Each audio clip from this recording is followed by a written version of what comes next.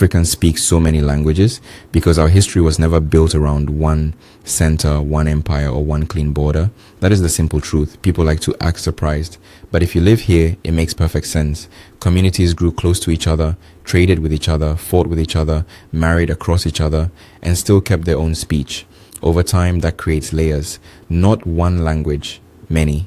You see, Africa is not a small place with one story. It is huge, and the language map is messy in a very human way.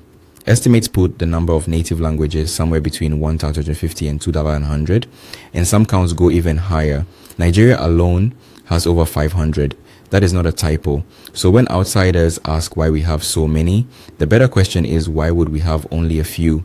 The land is wide, the peoples are many, and the old movement of people did not erase local identity the way some outsiders imagine. What most people don't realize is that language here was never just about communication. It was also about belonging, land, family, and memory.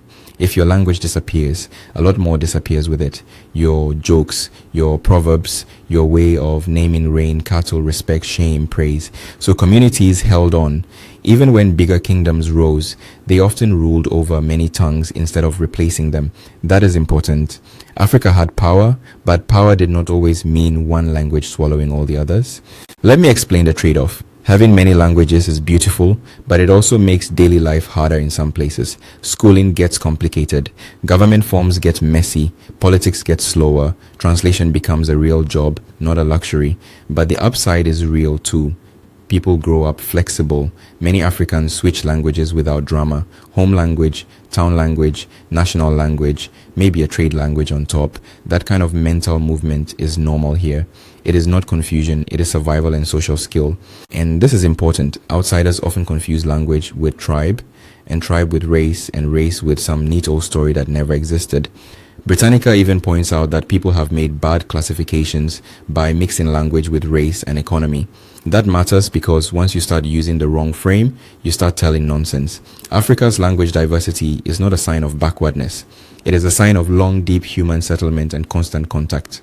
The real reason then is not mystery. It is geography, history, and the stubborn habit of people protecting their own way of speaking. Rivers, forests, deserts, mountains, old trade routes, local kingdoms, colonial borders, all of it played a part. Some languages spread far, others stayed small. Some became national languages, others stayed in the compound, the market, the village, the home.